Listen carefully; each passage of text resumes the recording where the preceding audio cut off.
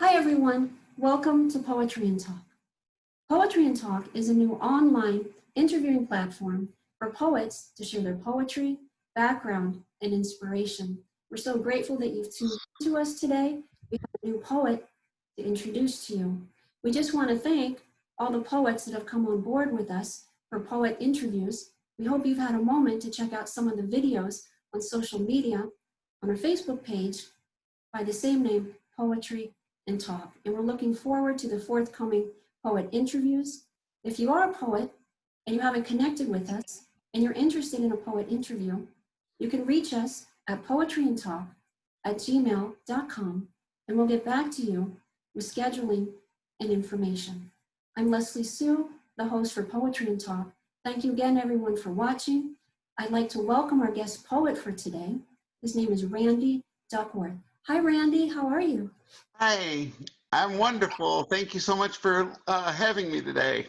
Thank you for being with us. We appreciate it.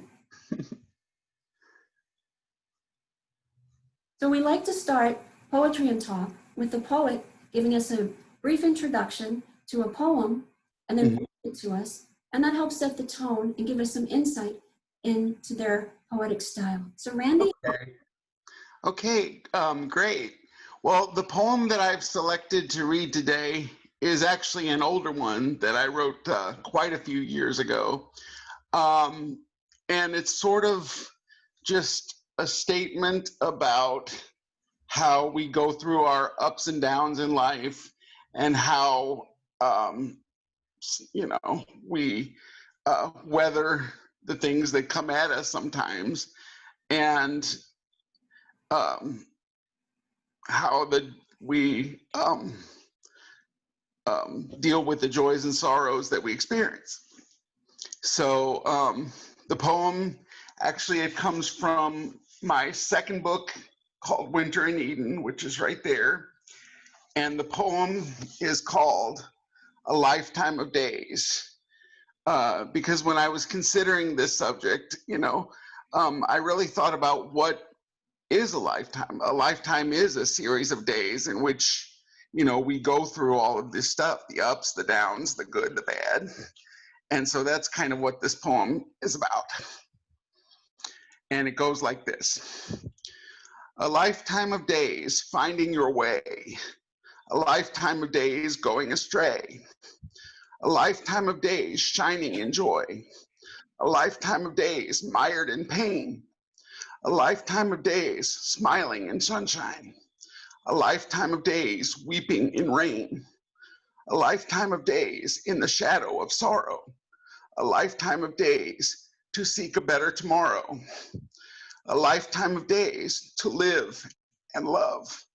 A lifetime of days to laugh and play. A lifetime of days from dawn to twilight. From the brightness of morning to the dark black of night. A lifetime of days draws softly to a close, leaving you to rest in peaceful repose. Wow, that's really deep, Randy. Very, very beautiful. I love that. The whole kind of concept of looking at a lifetime as a series of days, and then you're kind of going into what is pretty typical to experience from moment to moment, season to season, year after year. Talk to us a little bit more about this. It almost sounds like it's like a book within a poem because you were kind of experiencing all these different things that, most of us typically experience. So share with us a little more, please. Okay, well, most of my work tends to be like that. Most of my work is very much on the spiritual side, and it was never anything that was planned. It was just, letting whatever was in there come out. And so most of my work has to do with the things that we experience in life, and not only with that, but also with many like spiritual topics like angels and the afterlife and those sorts of things. Because when it comes right down to it, most of our experiences are pretty much the same. We as human beings go through many of the same things, you know, more than we sometimes realize, you know. So even when you feel alone or you feel like you're the only one experiencing this or you're the only one having to deal with this, you're not. You know, we're all pretty much going through the same things. We're all learning the same lessons, you know. And so, you know, that's what I really try to capture in my work, because, you know, it's just through my work, I tell my story first and foremost. Um, it's about my experiences and the things I go through and the things I feel and the things that I see others around me experience. And, you know, and that's my goal in all the work I do, is to show people that my experience is not much different than theirs. You know, of course we do take some detours and we have some differences, but we share a lot more common experiences than we think sometimes. Mm-hmm. Mm-hmm. See, poetry is kind of like a unifying media to share, and yet coming from your own personal perspective and your own personal experiences. But it feels like it has that unifying bond, as you know, collectively as all of us. Mm-hmm. Yeah, and that's really what I work at showing. You know, um, you know, and as far as, you know, ideas coming to me, they come from every place, you know, every place. So that's just one example of a topic that I write about, is those kind of things. However, I also write about many other topics, such as like the beauty of nature, or being disabled. I have cerebral palsy, so you know, that's part of my experience. And that's another topic that I write about, is how sometimes being disabled can cause you to be seen as different um, by some people, and how I deal with that. And, you know, like, I've also written poems that were tributes to friends or loved ones that I've lost over the years, you know, or, you know, my way, it's sort of my way of remembering them. I've had several pieces that I've been asked to read at family funerals and those kind of things. And so it's a wide variety of topics, because, you know, my ideas really can come from anywhere. They can come from, you know, a conversation that I have with somebody, or somebody else's conversation that I overhear, or, you know, something that I read or hear. Um, I've also gotten many ideas uh, that were inspired by the lyrics to songs, because I'm a huge music fan. And sometimes it's not even a whole line of the lyric. It might be just a very short phrase or something that catches my ear within the lyrics as I'm listening, you know. So they come from everywhere. Mm-hmm. Mm-hmm. And yeah. So when these inspiration hits, like you said, you're having a conversation with someone, or you're listening to some music, or you're out in nature, or it has something reflective to do with you, or something that you observe.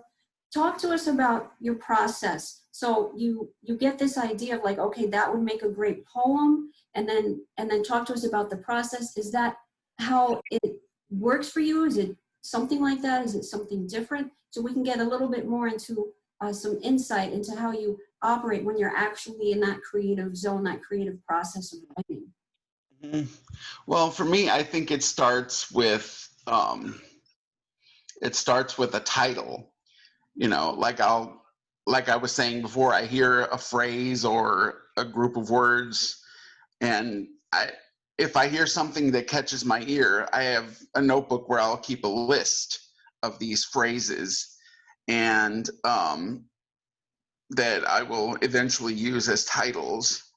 And then, you know, I will start thinking about that phrase, or, you know, what does it mean? What is it expressing? What, you know, and I sort of build my own experience into whatever I, you know, whatever that makes me see, and sometimes I'm not even sure, what's really going to come out, because there have been a whole lot of times when I will sit down with one idea in mind, and I will wind up being led in a completely different direction that I didn't even see coming, you know. So because whatever it is, sometimes you can't be the one to guide that. You have to let it guide you, because whatever, sometimes we're not always aware of what's down inside of us, or we're not always at least fully aware of what's down inside of us.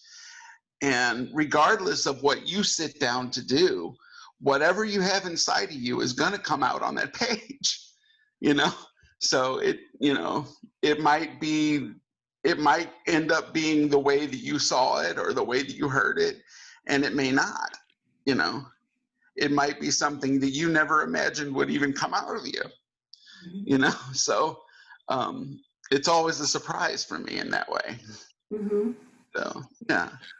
So when that guidance comes to you, and let's say it's a situation where it takes a couple twists and turns, you had an idea, and then as you start to write, you see, wow, this is taking off a whole new trajectory, so to speak.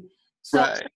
So once that starts to develop, you just kind of go with that and you stay with it until it's completed. And then once that's completed, you just kind of step back and you look at, are you like amazed? Are you like, wow, we started with this, and then it kind of ended up to be that.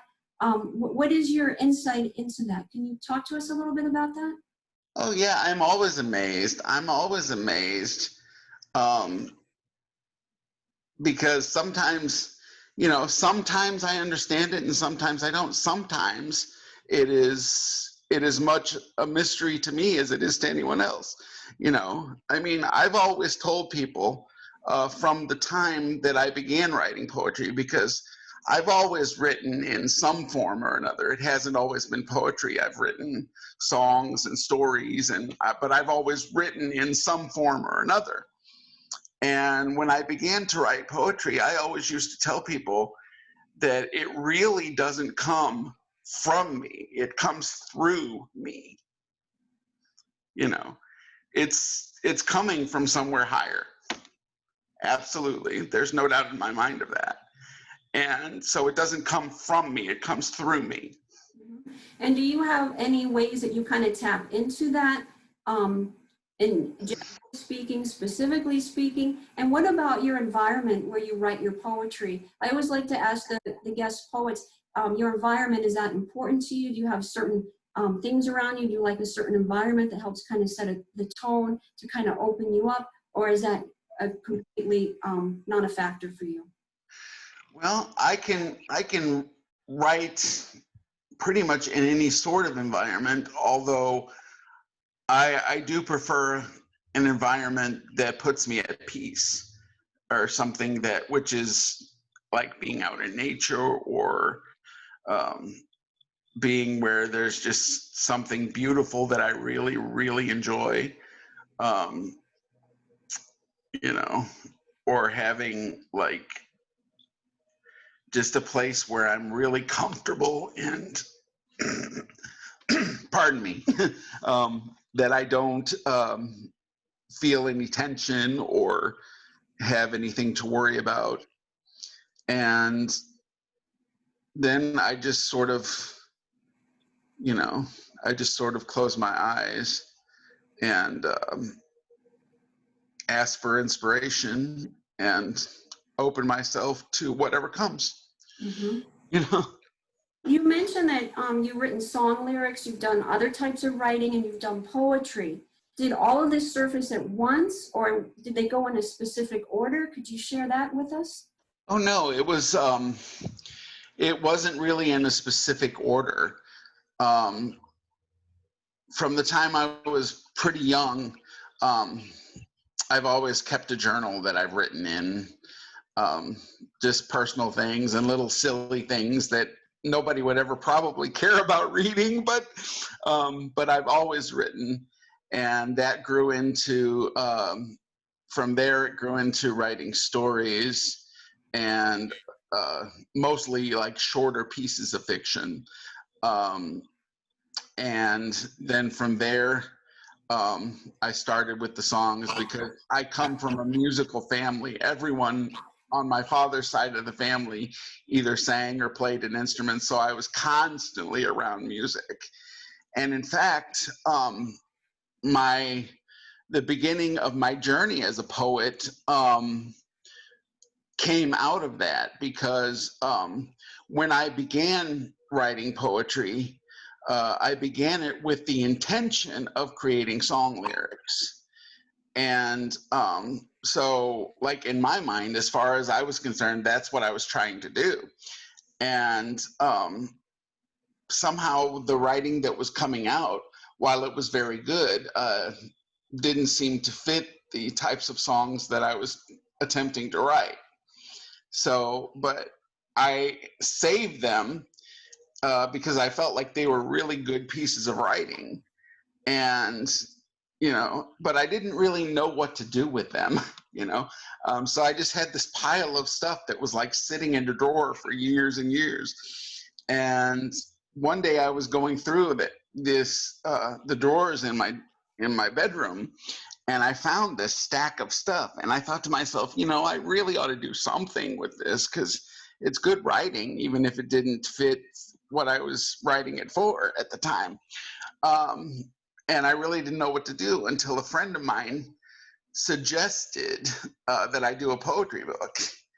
And I have to tell you, that threw me the first time that it was suggested to me, because I never had any idea that it would go there. That was like the furthest thing from my mind. So I just thought, who would ever read this? And but I ended up doing it. And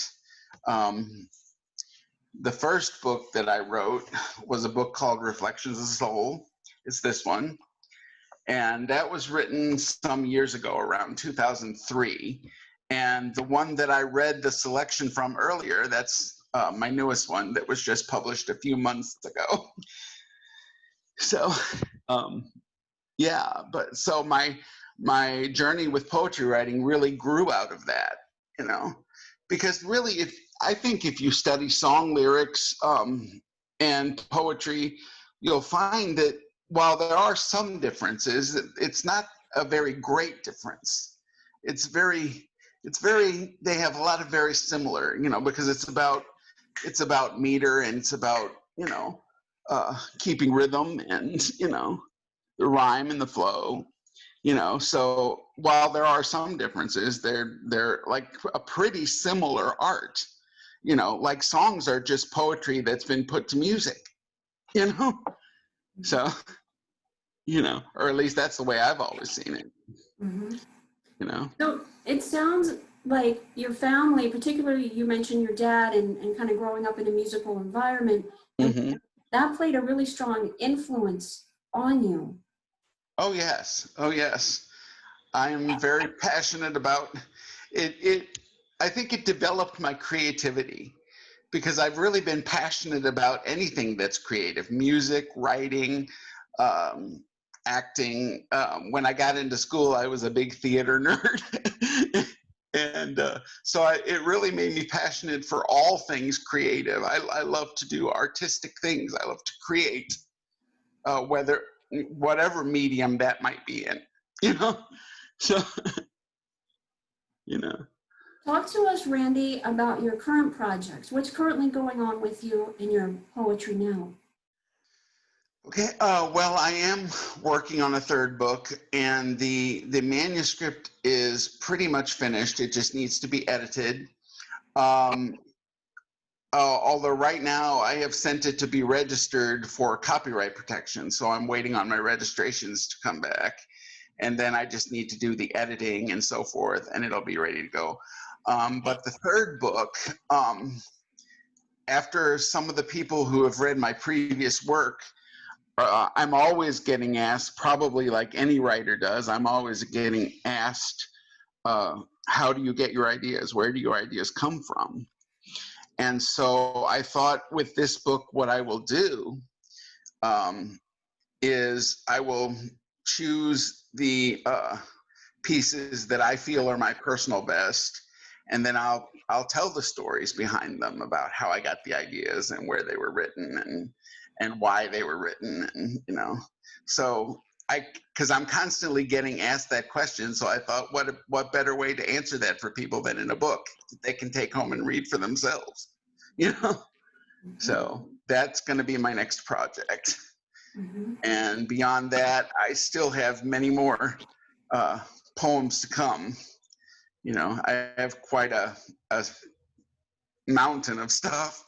So, yeah. So beyond that, we'll just have to see what comes up. We still have a few more minutes, Randy. Is there any type of advice that you would like to give for other poets that may be listening and watching today? Well, I would just say that, listen to your own soul, because you always know when you have something to say. You know when there's something in there to say. And when you know that you have something to say, take up your pen and say it. And don't be afraid to be honest. Whether you write about your light or your darkness, write about it honestly and write about it in a very real way.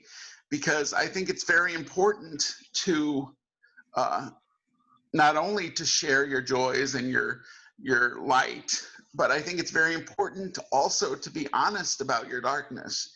It's very important to be vulnerable enough to say, hey, I'm struggling, I'm having a really hard time, I don't know what I'm doing, I'm confused, because we all have those moments. And maybe if you're brave enough to share yours with somebody, then somebody else won't feel so alone, So that's pretty much what I would tell anyone. Yes. Let us tell us, Randy, where can we find you on social media? How can we get a hold of your books? Please let us know. Okay. Well, my books are available on Amazon.com, and because I'm primarily published by Amazon KDP, so they're available through Amazon.com. I also have a page on the Goodread, an author page on the Goodread website. And I also have an author page on Facebook called Author Randy Duckworth. And then you can also contact me through my website, which is called www.duckiesden, that's duckiesden.com. Thank you so much for a great interview. You have a wonderful body of writing. It sounds so interesting, and we're so grateful that you shared this time with us so we could get to know you as a poet and find out about all these different aspects of your poetry and your other interests. So thank you so much, Randy. We really appreciate it. Thank you for having me. It was my pleasure. I enjoyed myself. And anytime, I'm happy to come back anytime you'd like to have me. Absolutely. Maybe when you finish this it was your third book. Yes. Yes. Well, we'd love to have you back on, and we wish you well and success with all your endeavors. Thank you again for being our guest poet. We're all learning and growing together. Thank you, everybody, for watching today. We'd like to say thank you again to everybody who's been watching and supporting us. Again, you can find us on our Facebook page, Poetry and Talk. Please like and share. Be on the lookout for new poet videos as well. Until the next episode of Poetry and Talk, be well and be blessed. Thanks again, everyone. Thank you, Randy. Thank you.